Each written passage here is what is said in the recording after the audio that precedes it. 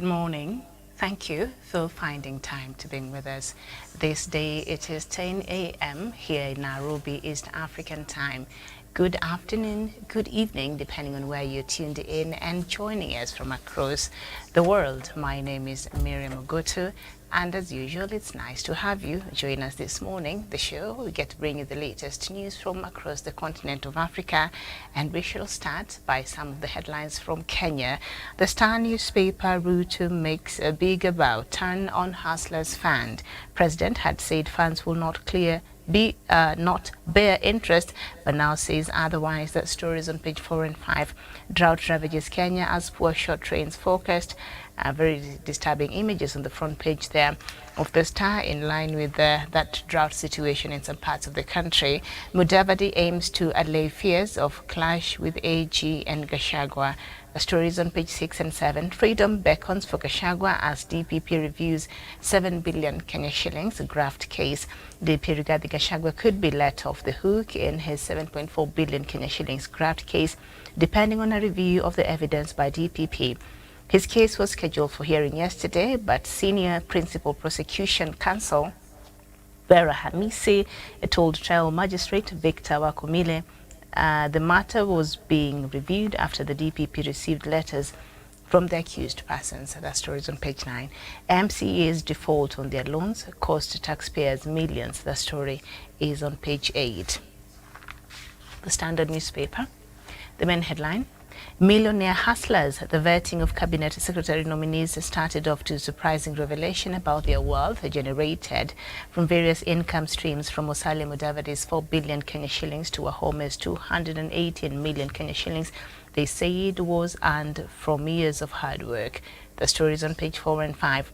Life after state power, Uhuru settles in Mara. Former President Uhuru Kenyatta has started a new life at the 1,000-acre farm in Olomonge, Lolgorian in Transmara, overlooking the Mara Triangle. The triangle boasts of variety of wildlife. That story is on page 3. Freedom beckons for DP Gachagua. You'll find that on page 6. And KPA downplays congestion claim, more ships dock. That is on page 18. 40 million SIM cards registered. That is on page 24. China ruling party pledges continuity. You'll find that on the world news page on page 26, and hits and misses of EPL matches on the sports pages on page 40. The Daily Nation, the main headline: filthy rich hustlers. The first, and hustlers is in quotes. I think it will be appropriate like that. The first batch of 5 of President William Ruto's cabinet secretary nominees have a combined net worth of 6 billion Kenya shillings, a significant amount of wealth for the people that will man a government. The head of state and in the campaign said will be pro-poor. But even as they declared the sources of their opulence, they mounted a spirited fight to clear their names as their past records in the public service came back to haunt them. You'll find that on page 6, 7, 8, and 9. Is Gachagua's 7 billion Kenya shillings graft case on verge of collapse? That is the big question. You'll find the answers and the details of that story on page 4. Politician accused of husband murder detained in probe. Kiambu politician Gladys Chania has been detained for 7 days to allow the conclusion of investigations into the murder of her husband. That is on page 3. 40% of adolescents suffer mental illness, says new study. More than 2/5 of Kenyan teenagers reported having a mental health problem, and 1 in 8 met the criteria for mental illness. That could explain why we see all this chaos in our high schools. So I think this is something that we should pay attention to as a country and see. 40%, that's a huge number. See how can we salvage the situation. That story is on page 2. It's a mixed legacy for Kenya's elite police units. That story is on page 10. So that is what we have on some of the newspapers from Kenya. Let's look at a few from outside, but still within Africa. And the new vision from Uganda. Museveni opens up on succession, Mao and Muhonzi. At the Daily Monitor, also from Uganda, Museveni seeks meeting with France over Congo, I think the Democratic Republic of Congo. And the Newsday from Zimbabwe, ZEC tightens grip on voters' roll. ZEC, that is the Zimbabwe's Electoral Commission, the electoral body in Zimbabwe. Remember, Zimbabwe is preparing for its elections next year, and as well as Nigeria and a few other countries. The daily news are from Zimbabwe as well. World Bank louds bid to fix economy. Also notes that more reforms in key areas are still required. Mwananchi, I'm assuming this is from Tanzania, yes. Mikutano ni demokrasia, that is the main headline there. And then we go to the Citizen from Tanzania. 5 farms fined 21 billion Kenya shillings over Swala takeover. The Guardian from Nigeria, inflation peaks mildly as flood sounds food crisis alarm bell. And then just down there, Tinubu, Atiku, Obi test strengths in Kaduna. Also somewhere there, as I said, they are also preparing for their elections next year, so it's at the peak right now.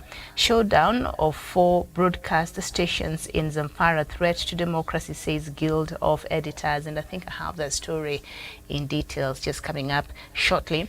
The Nation from also Tanzania, not Tanzania, but Nigeria.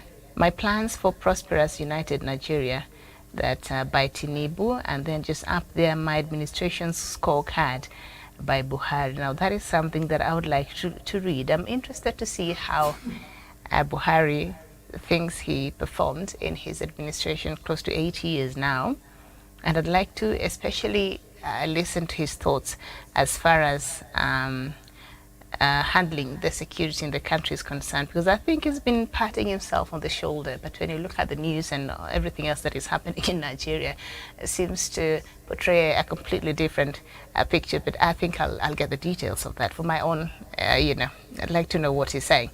The Guardian from the UK, Hunt reaps up Prime Minister's plans in astounding U-turn on Turks. That is the, I think, finance CS there in the UK. The Daily Telegraph, we must take decisions of eye-watering difficulty, also from the UK. And the new Prime Minister might be on her way out. I don't know, that democracy is just something else. Quite dynamic. All right. So that is what we have. So now let me just bring us some of those headlines in details, and we start with South Africa. South Africa's President Cyril Ramaphosa has withdrawn controversial pacts for cabinet ministers and their deputies that saw their homes supplied with free electricity and water. The benefits caused the public outcry as they were considered insensitive at a time South Africans are struggling with daily power cuts and high cost of living. In a press briefing on Monday evening, a spokesperson said the president acknowledges and appreciates the public sentiments on the matter. The ministerial handbook, which outlines ministerial benefits, will be aligned to the realities that many South Africans face, presidential spokesperson Vincent Magwenya said. He said the intention behind the pacts was not a nefarious one. And we go to Somalia, where the U.S. has blacklisted several individuals in Somalia accused of giving the Islamist Al-Shabaab group financial and other material assistance. Washington says that they are a part of a network that has engaged in smuggling weapons from local and foreign sources. This comes a day after Somalia authorities warned businesses in the capital Mogadishu against paying taxes to the Al-Qaeda affiliate. Al-Shabaab frequently extort businesses in Mogadishu, raising tens of billions of dollars for their militant activities in Somalia and neighboring countries. President Hassan Sheikh Mohamud has declared an all-out war against Al-Shabaab and sought international support to defeat the militants. Last week, the Information Ministry suspended dozens of social media accounts and websites for allegedly publishing Al-Shabaab propaganda. We head over to Ethiopia, and the latest, UN Secretary General Antonio Guterres has said that the situation in Ethiopia is spiraling out of control and has called for an urgent resumption of peace talks. In a stark statement on the 23-month civil war, he added that civilians are paying heavy prices, with violence and destruction reaching alarming levels. The social fabric also, he said, is being ripped apart. Guterres further said the indiscriminate attacks, including in residential areas, are killing more innocent people every day, damaging critical infrastructure and limiting access to vital services. The UN Secretary General said there was no military solution to the conflict between Ethiopia government and Tigrayan forces. He also called for the immediate withdrawal of Eritrean troops who have been fighting on the government side. Deliveries of aid to Tigray have been suspended since hostilities resumed in August after a 5-month ceasefire. As fighting continues, there are unconfirmed reports that government forces have captured the Tigrayan city of Shire.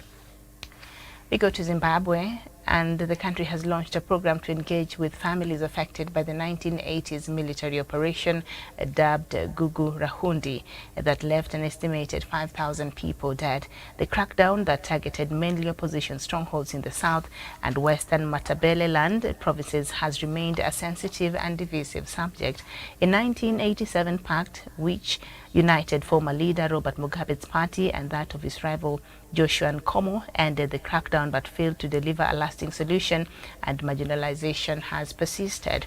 Launching the community engagement program in the southern city of Bulawayo yesterday, President Emerson Mnangagwa said traditional leaders would lead the consultations in their respective communities to identify challenges. He added that it was a time to heal the wounds of the nation, but the Gugu Rahundi issue has provided fertile grounds for those who seek to retain the country in a locked position of perpetual conflict and acrimony. There is an ongoing program to provide children of the victims with identity cards. It is not clear whether the new program will go far enough in appeasing affected families who witnessed rape, torture, and brutalization and bodies dumped in unmarked mass graves. A long-standing program to exhume and rebury victims has often started and stopped. Families which have tried to erect memorials to remember their dead have often found them desecrated. And then we go to Uganda, and an online media company and 12 other activists have filed a legal challenge against new Ugandan law which punishes anybody who shares unsolicited or misleading information on social media with a hefty fine, jail time, and barring from public office. President Yoweri Museveni signed into law the Computer Misuse Amendment Act last week, but the head of Alternative Digitalk says the law is illegal, unconstitutional, and violates fundamental human rights. Alternative Digitalk and other petitioners argue that Parliament failed to hold a meaningful public consultation needed for such a far-reaching project affecting digital rights and freedoms. Rights groups Amnesty International has said the law is designed to deliberately target critics of government that will be used to silence dissent and prevent people from speaking out. But the supporters of the new law says it will help to stop online abuse and protect the right to privacy. Under the new law, anyone who uses social media to publish, distribute, or share information prohibited under the country's laws could face up to 5 years in jail or conviction, or pay a fine of 15 million Ugandan shillings, that is equivalent to $3,900 This covers malicious information, hate speech, unsolicited information, and sharing of information about children without the consent of their parents or guardians. Anybody convicted under the Act is forbidden from holding public office for a period of 10 years, while a leader or a holder of a public office will be dismissed. Okay. Now, the 2 UN peacekeepers have been killed and 4 seriously injured in Mali after their vehicle hit an improvised explosive device during a search for mines. A report by the United Nations mission in the West African country MINUSMA found that mines and IEDs had caused the deaths of 74 UN peacekeepers since 2013. A jihadist insurgency in Mali has claimed thousands of lives and forced hundreds of thousands from their homes. And then we go to Egypt. A United States senator has blocked the payment of $75 million in aid to Egypt over human rights concerns. The money, which is subject to a waiver if required reforms are not carried out, was to have been paid by President Joe Biden's administration after Egypt released 500 political prisoners. But with thousands of others still in jail, U.S. Senator Patrick Leahy, who chairs the Senate Appropriations Committee, insisted Egypt needed to do more to improve what he called the deplorable situation facing its political prisoners. The U.S. allocates around $1.3 billion in aid to Egypt annually, much of which has no conditions attached. We go to Equatorial Guinea, and 2 candidates will face off in Equatorial Guinea on November 20th against President Teodoro Obiang Nguema Mbasongo, who is seeking a 6th term in office after more than 43 years at the helm of his small Central African country, which he rules with an iron fist, state television has announced. announced over the weekend. The re-elected in 2016 with more than 93.7% of the vote, Obiang is now 80 years old and holds the world record for longevity in power for a living head of state, excluding monarchies. And Equatorial Guinea, rich in hydrocarbons, is one of the most closed and authoritarian states in the world. The National Electoral Commission on Friday closed the nomination period for the presidential, legislative, senatorial and municipal elections scheduled for the same day and officially proclaimed the successful candidates according to the state television. In addition, Mr. Obiang, for his all-powerful Democratic Party of Equatorial Guinea, the only party until 1991 is in this former Spanish colony, Andreas Esono Ondo will be the candidate of the Convergence for Social Democracy, CBDS. The PDGE holds 99 of the 100 seats in the outgoing National Assembly and all 55 seats in Senate. For several weeks, the police have been conducting a ruthless campaign of arrest and imprisonment of opponents on the grounds, according to the regime, and they have foiled a plot by the opposition, whose leaders live mostly in exile, that planned attacks against gas stations, Western embassies, and the homes of ministers. Okay, we go to Nigeria. And Zamfara State in northwestern Nigeria ordered the closure of 5 media outlets on Sunday after they covered a political rally by the opposition People's Democratic Party, PDP, in violation of the state's ban of political activity. The order came after Governor Bella Mohammed, a member of the ruling All Progressive Congress, on October 13th banned political activities, including gatherings of at people's homes due to the security situation in the state. The ban includes campaigning for the February 2023 presidential election, which began across the country last month. Zamfara State, like much of northwestern Nigeria, is battling armed bandit groups that have kidnapped thousands of people for ransom, killed hundreds and made many roads impassable. Zamfara's ban on political activity was accompanied by other measures, including restrictions on movements in some areas and the closure of several roads. The statement ordered security officials to deal mercilessly with anyone who disobeys these orders. We head over to Senegal, and supporters of the main Senegalese opponent Ousmane Sonko, on tour in the West African country, were dispersed by the gendarmerie, who accused them of an illegal gathering, according to the party and images on social media. Ousmane Sonko, who is 49 years old, is a candidate for the presidential election of 2024, announced on Saturday a national tour with mainly proximity visits to relatives, religious leaders, and officials of his party.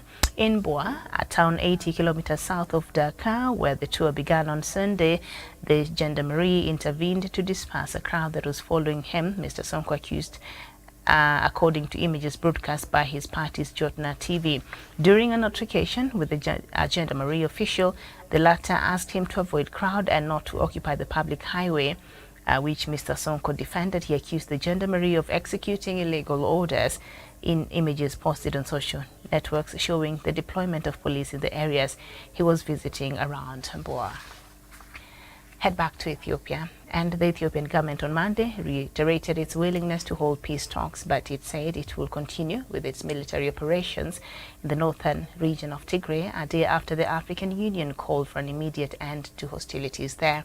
In addition to the AU, the UN and the US, and also the European Union, they have expressed a concern at a recent escalation in fighting in Tigray, a week after peace talks in South Africa were announced but finally postponed. According to the Prime Minister Abiy Ahmed's federal government, a comprehensive and negotiated settlement that brings lasting peace is necessary. The AU Commission chairperson Musa Faki Mohammed had called on Sunday for an immediate and unconditional ceasefire, saying he was gravely concerned by reports of intensified fighting in Tigray. The Tigrayan rebels were quick to say on Sunday that they were ready to respect an immediate cessation of hostilities. The conflict, which began in November 2020, is taking place behind closed doors, with the northern Ethiopia largely off limits to journalists. And then we head back to Somalia. A governor in central Somalia has announced rewards up to $25,000 for anyone who kills an Islamist militant with the Al-Shabaab terrorist group. The governor of Hiran region also directed military and clan militias to kill the wives and mothers of Al-Shabaab members. Rights groups and security experts expressed alarm at the call for extrajudicial killings. Hiran Regional Governor Ali Jaite announced at a news conference on Sunday that his administration will reward those who will kill Al-Shabaab militants in the ongoing war in the central Somalia region. The governor's remarks came amid intense fighting in the Hiran and Galgaduud regions in central Somalia against Al-Shabaab. Unlike in the past, civilians have joined with the military to wage war against the militant group. Outgoing joint operations between the military and the civilians have been hailed as decisive actions against the Al-Shabaab, which still controls large areas of territory in south-central Somalia. The Somalia government has said it will deploy all means necessary to finish off the militant group, according to Jete. That includes going after Al-Shabaab family members. Very well. And then we end our news this morning from Cameroon, and thousands of people protested on Monday against separatist attacks and abduction at schools and churches. Demonstrators demanded to know the whereabouts of scores of people, including 5 Catholic priests, a nun, and 2 worshippers taken last month from a church on Cameroon's western border with Nigeria.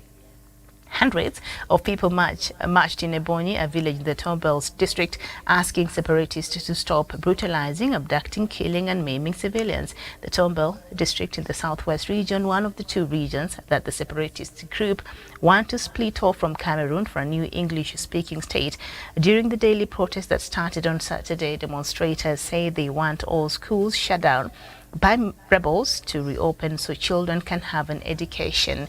The protesters say humanitarian workers, teachers, traditional rulers, hospital staff and the clergy, who are often harassed, abducted or tortured by fighters, should be allowed to work freely.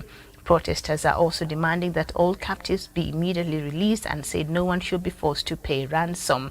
Among the abducted people the protesters want released are 5 Catholic priests, a nun and 2 worshippers who were abducted last month from a Roman Catholic church in the town of Nchang. The clergy and missing parishioners are from the Roman Catholic Diocese of Mamfe. And that is the latest news from across the continent of Africa. A very good morning to you. A lot there to unpack. But I'm joined by Samuel Tawish, our in-house analyst, and also a journalist from Nairobi. Samuel Tawish, a very good morning to you. A very good morning indeed to you, Madam Ogutu, from our communication headquarters. Good morning, good afternoon, good evening to our viewers who are watching this program in Kenya, Africa, and the rest of the world. It's indeed my great pleasure to join you on this program this morning, Miriam. All right. Nice to have you, Tawish, and I know you were listening. I know I had a lot is happening in the continent, so I happen to have a lot of news and that is just to bring our viewers up to date. Let's just, before we get to the Cameroon story, but a story about the Al-Shabaab and perhaps the will that we're seeing now play out in this new administration in Somalia and the lengths in which they're going to try to fight this militia and get rid of them. It's really interesting, but it is particularly this governor in the central Somalia region. His name is Ali Jerte, and he announced on Sunday that his administration will reward anyone who will kill Al-Shabaab.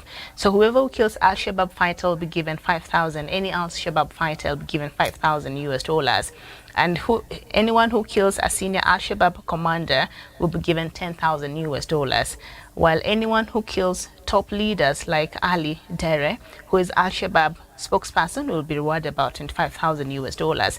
And on top of that, he's saying that even the civilians now should start going after the mothers and sisters of these Al-Shabaab fighters, and this has caused a bit of an alarm, and rights groups and security experts are saying this could lead to a mass extrajudicial killing.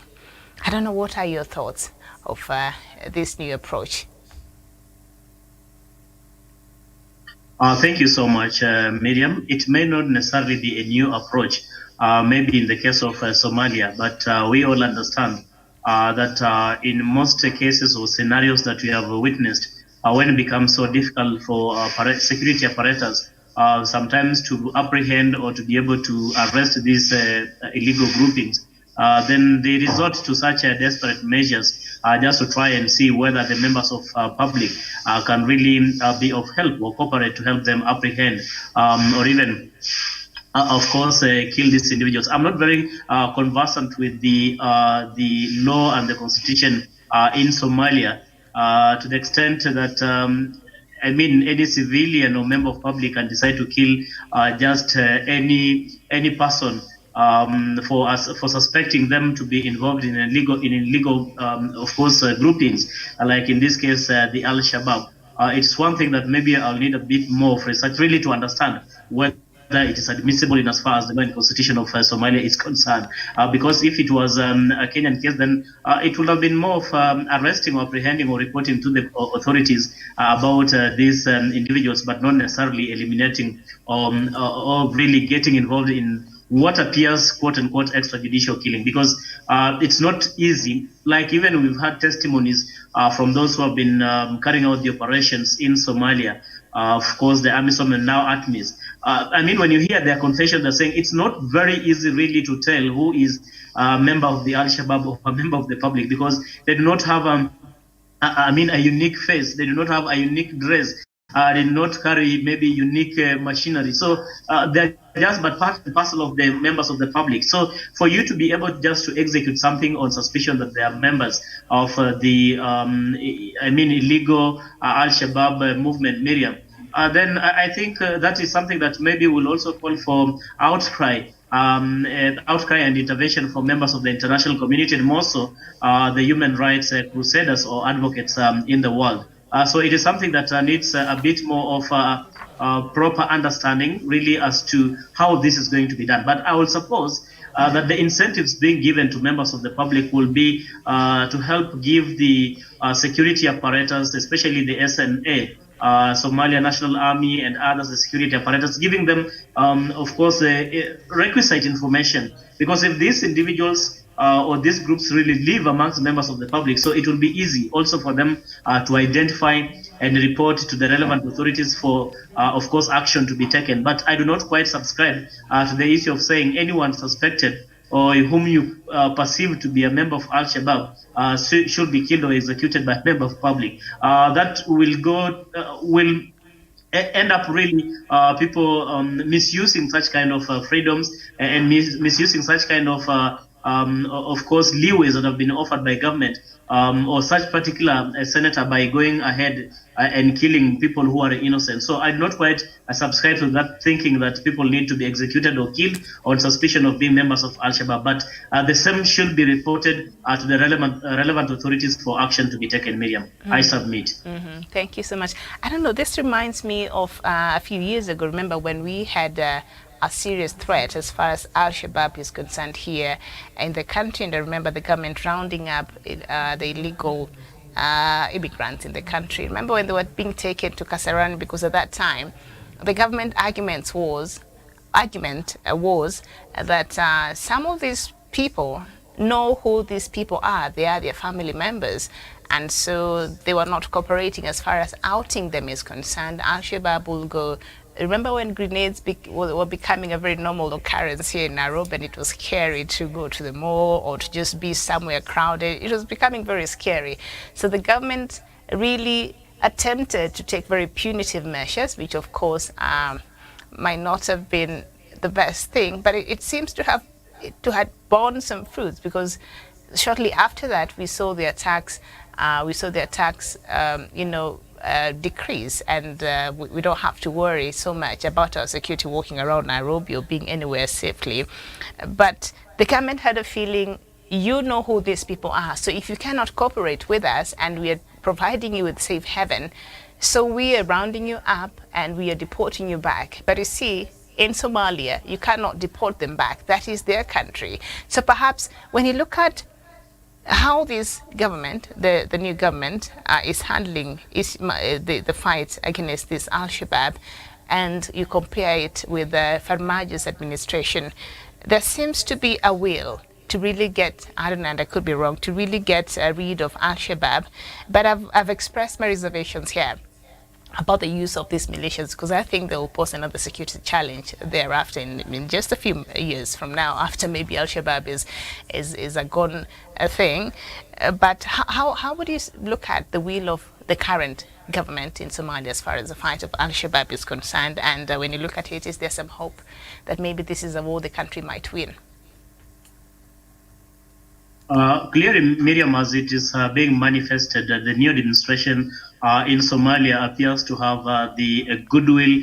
They have renewed effort and energy to try and deal with this menace that is the Al-Shabaab militia, terrorism and extremism in Somalia. And I think this is what we have all been advocating for so many years. That perhaps we needed a new administration in place. We needed to inject a fresh impetus to see into it how the administration in Somalia and the fight against terrorism against terrorist attacks in Somalia and the neighboring countries are going to be reduced, if not eliminated altogether. But I think I need to laud the new administration. They have moved in earnest and swiftly to make sure that they collaborate with of course, the foreign intervention. That when I talk about foreign, I'm referring to, say, for example, what the African troops are doing in Somalia, and also the international community in terms of the UN intervention in as far as the insecurity in Somalia is concerned. So yes,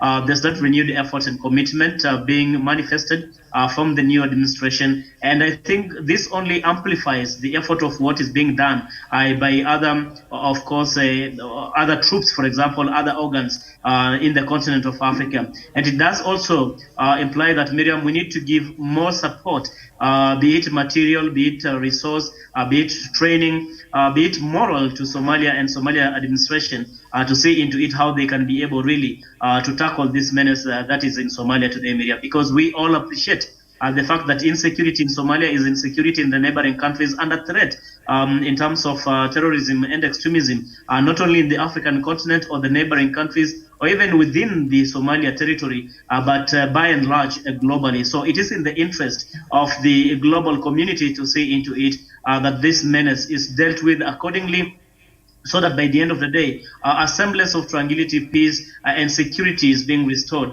in Somalia. That's a very young nation in our continent.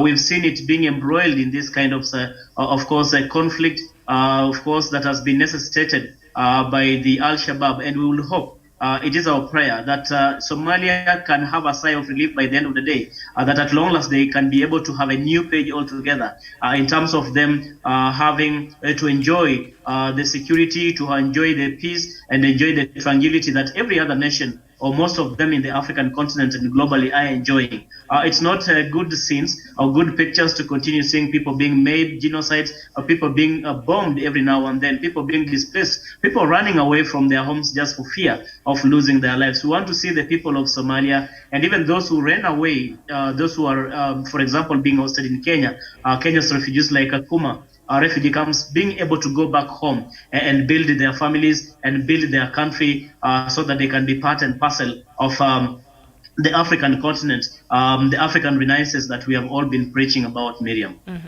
All right. We'll put a pin on that, and then we'll move on to another story. And Zamfara State in northwestern Nigeria ordered the closure of 5 media outlets on Sunday after they covered a political rally by the opposition People's Democratic Party, PDP, in violations of the state's ban on political activity.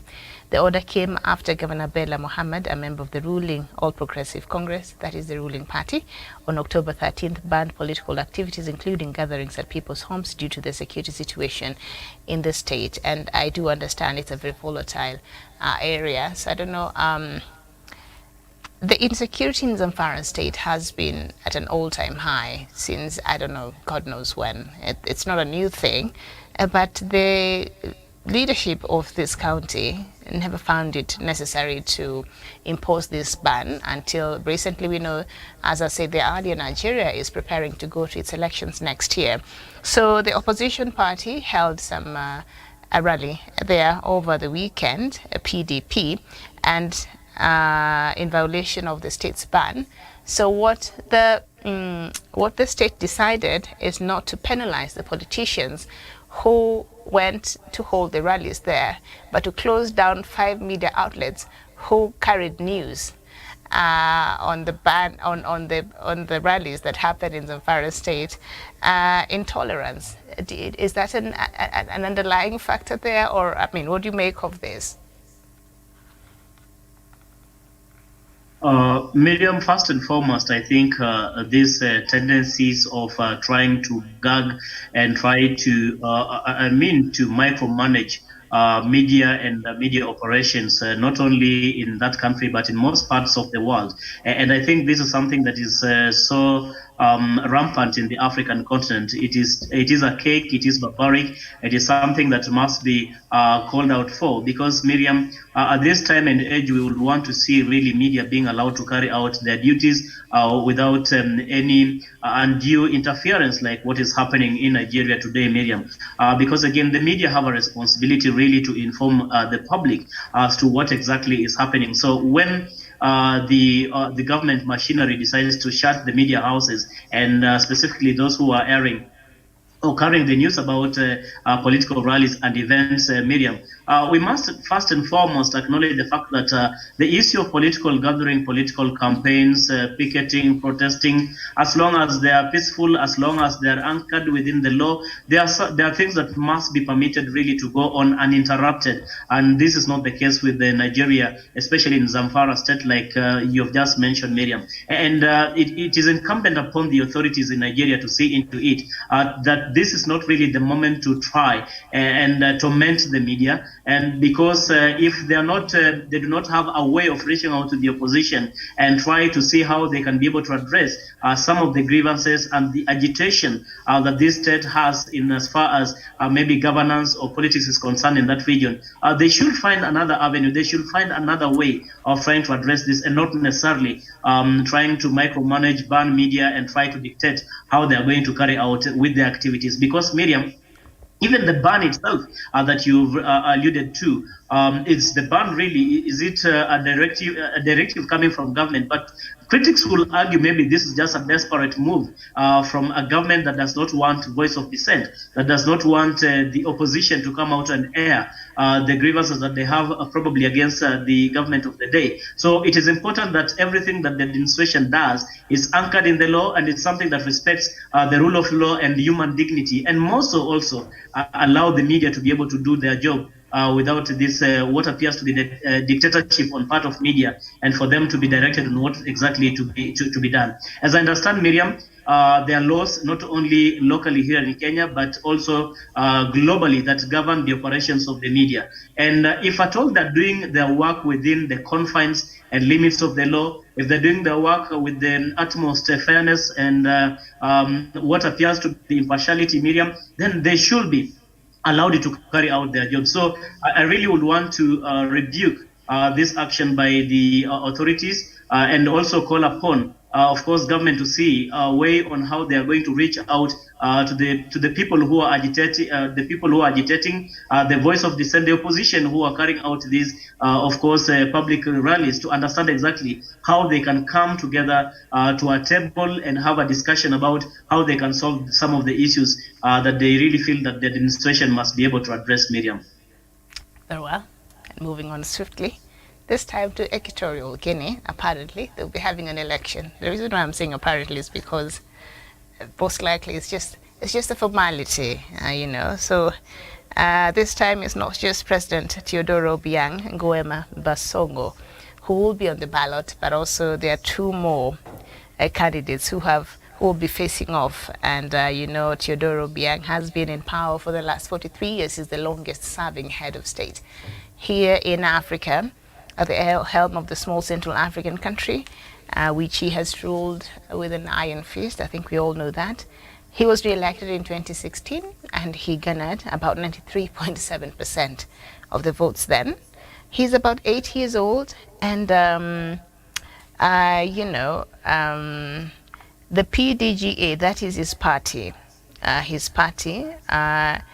right now holds 99 of the 100 seats in the outgoing National Assembly, and it holds all the 55 seats in the Senate.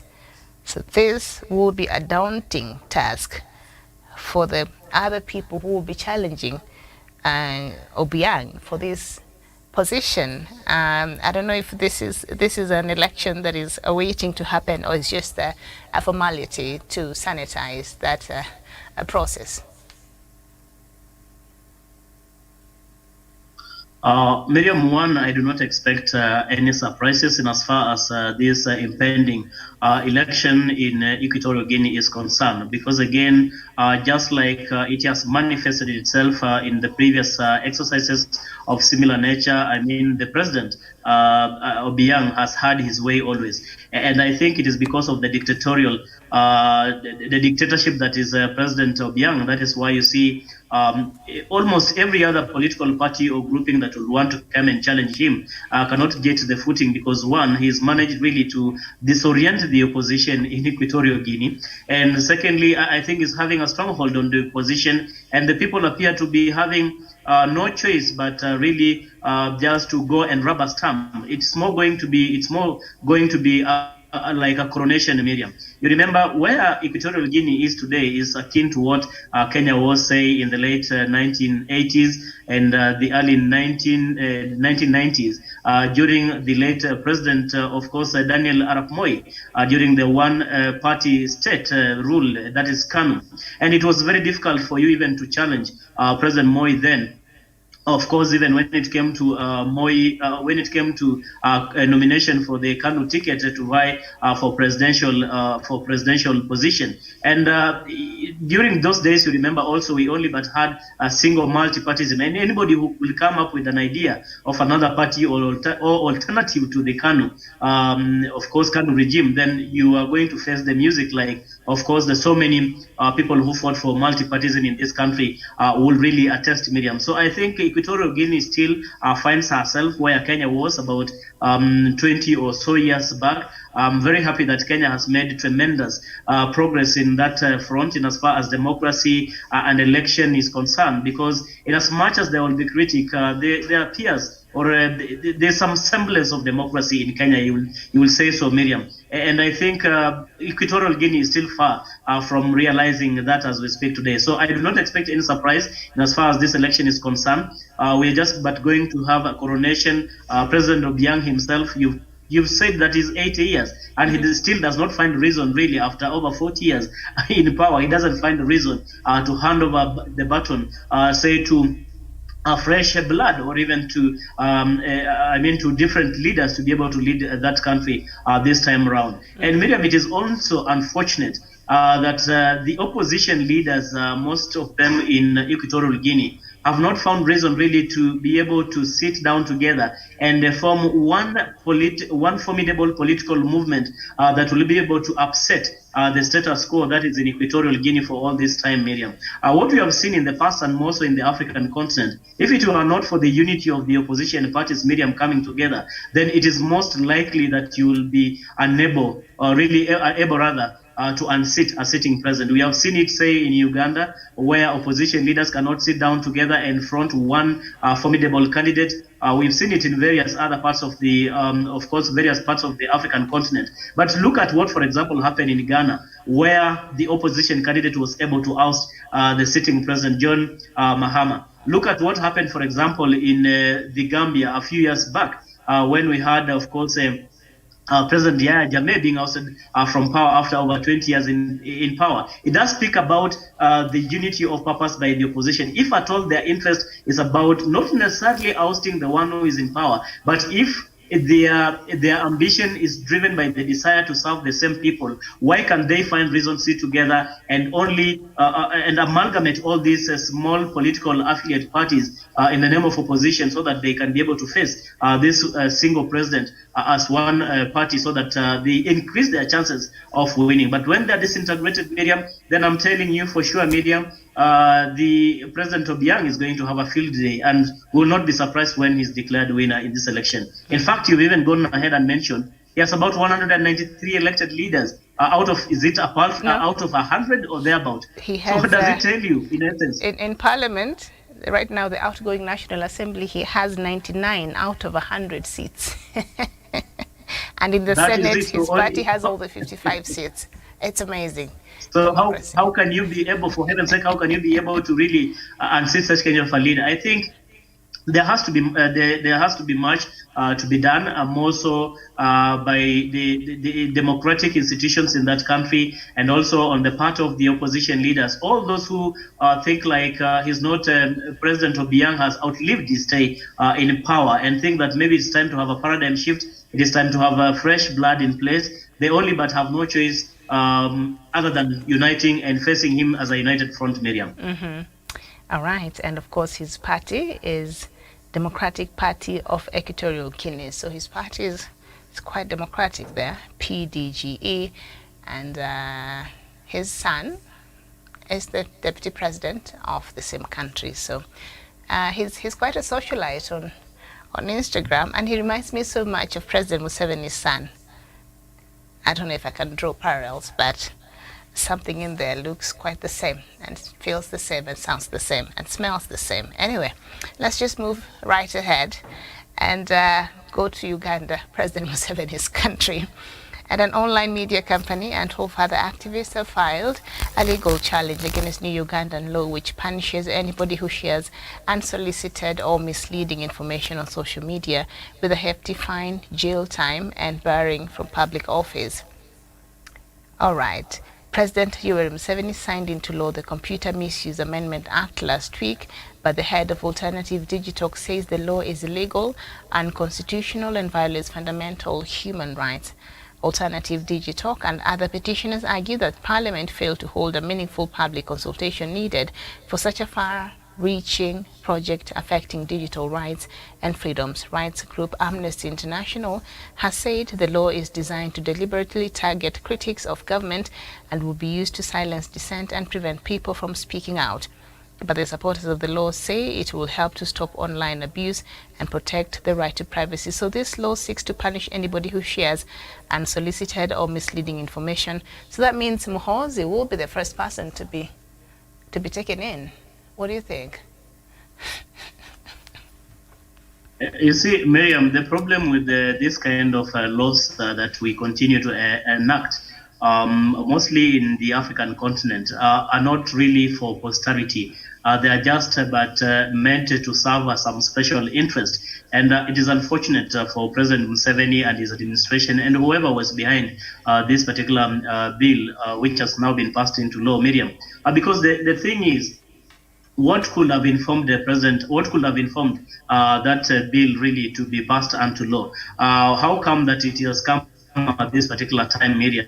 You've just said that maybe if there was anyone who was going to fall a victim or casualty of this particular law will be President Yoweri Kaguta Museveni's son Muhoozi. But I don't think it is something that is going to happen because we all know what the politics in Uganda, we know how the operations in Uganda are being done, and this kind of things are only done if they are only done as long as they safeguard or threaten the office of the president or the office of the or the administration in Uganda. So, but what I want to say generally, Miriam, any law that appears to deprive members of the public their fundamental rights is something that must be called out for, something that must not be allowed to pass. And I think it is within the right of the rights defenders in Uganda really to come out and vehemently fight and oppose this particular law, because again, it is just going to be retrogressive and it's going to be targeted at individuals probably and most likely who are going to be who are perceived to be against the government of the day.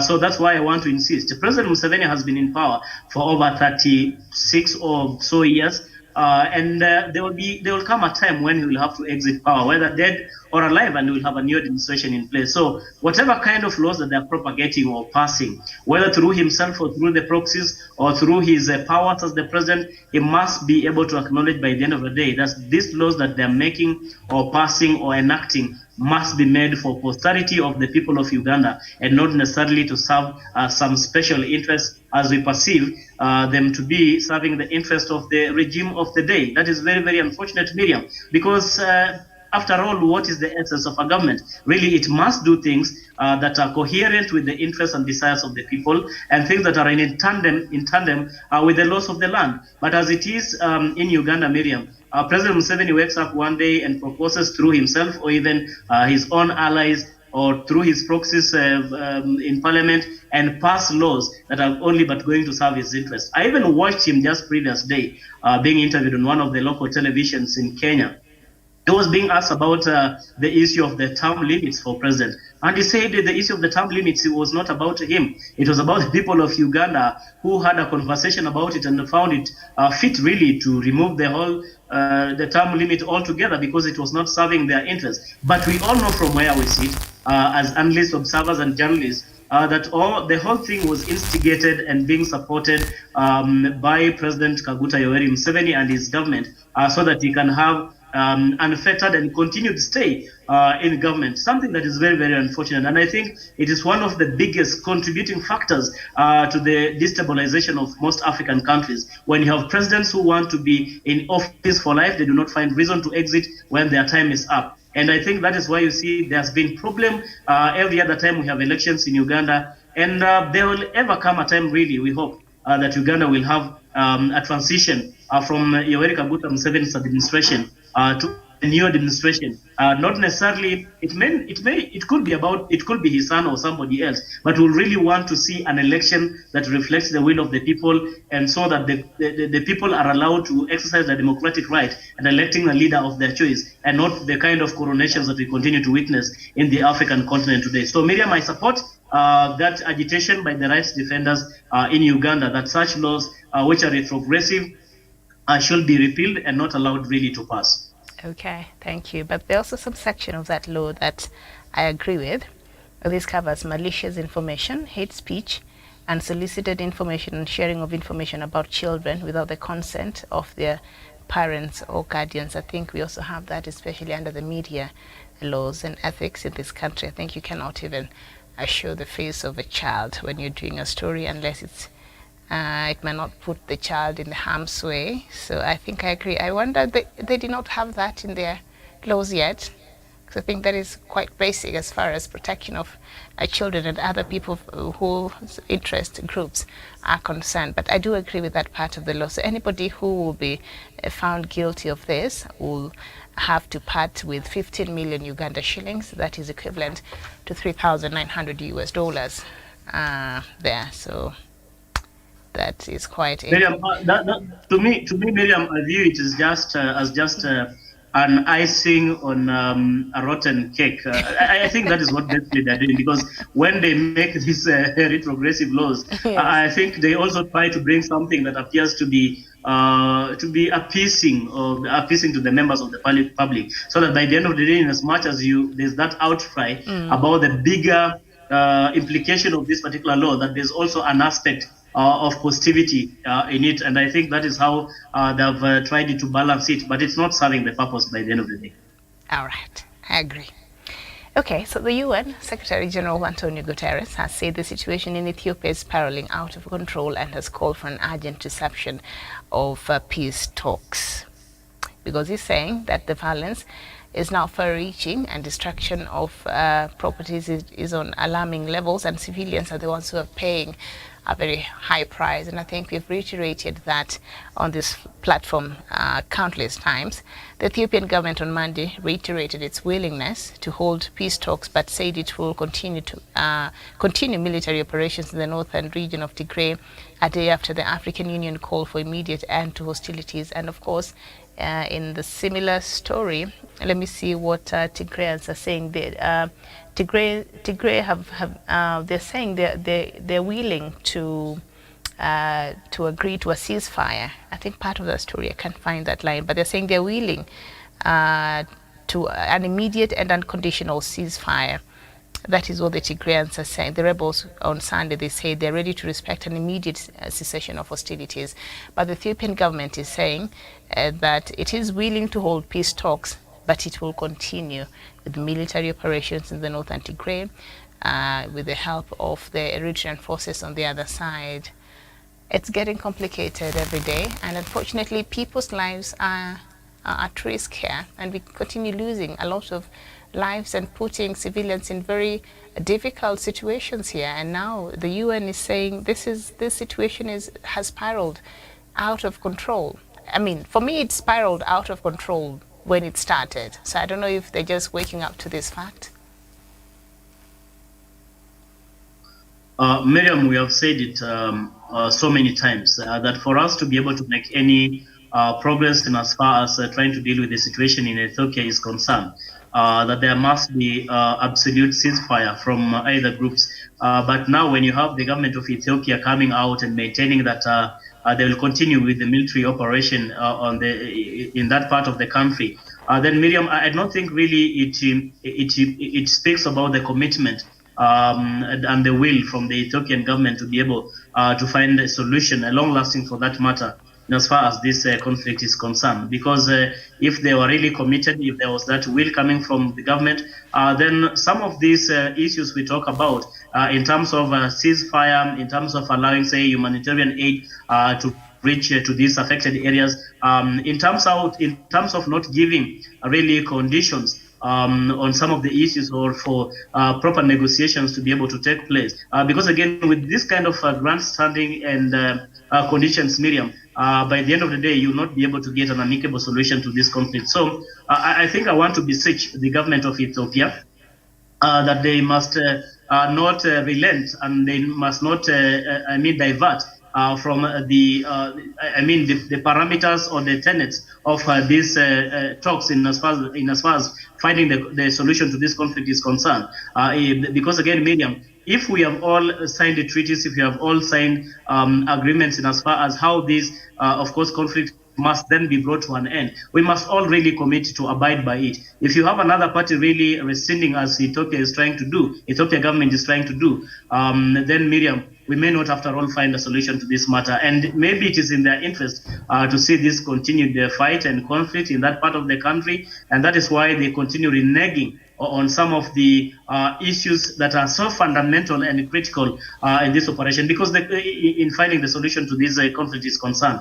Because in Miriam, again, how will you convince the people of Tigray to really be able to sit down pretty and watch over of course, the military operation being carried out in that part of the country, when they're being misplaced, when the ordinary civilians, unarmed for that matter, are being killed? I don't think that they will be able to sit pretty and just watch comfortably. They will also be able to retaliate. So are we really making any progress? Are we making positive strides in as far as finding this conflict, solution to this conflict is concerned? We must be able to sit down, and sitting down means there must be absolute ceasefire in as far as the ongoing conflict is concerned, so that you even give the parties or the leadership of the parties really ample time to concentrate on the negotiations and talks to bring about a solution to this problem, Miriam. Mm-hmm. But if you are sitting in a boardroom or in a meeting, and you hear reports on the ground that people have been killed by the military, people have been displaced, that there's gunfire being, of course, carried out by the government military. So, Miriam, it cannot be easy. You cannot allow this to happen and sit down, preach, and say, let's continue the negotiation, even as the operation is still ongoing on the ground. So I think this is something that must be stopped, and the Ethiopian government must find the necessity to call a complete ceasefire and have a genuine sit-down with the people of Tigray, so that by the end of the day, you find a solution to this problem, Miriam. Mm-hmm. All right. Yes, and the fact that Ethiopian government is saying it's willing to hold peace talks but continues with the military operation, that is oxymoronic. I think for any talks, any peace talks, cessation of hostilities must be the first step, so that you're able to talk in a space where you have the intention of actually ending that conflict. And the government responded. Of course, it did not respond to the AU's letter over the weekend, and it said the government is compelled to take defensive measures the government of Ethiopia is compelled to take defensive measures to protect the sovereignty and territorial integrity of the country in the face of repeated attacks by rebel authorities in Tigray in active collusion with hostile foreign powers. So the Ethiopian government is accusing some hostile powers who were supporting Tigrayans, and the federal authorities said in a statement without directly responding to the AU's call for a ceasefire. The letter continues, it is therefore imperative that the government of Ethiopia take immediate control of all airports and other federal infrastructure and facilities in Tigray, they said, assuring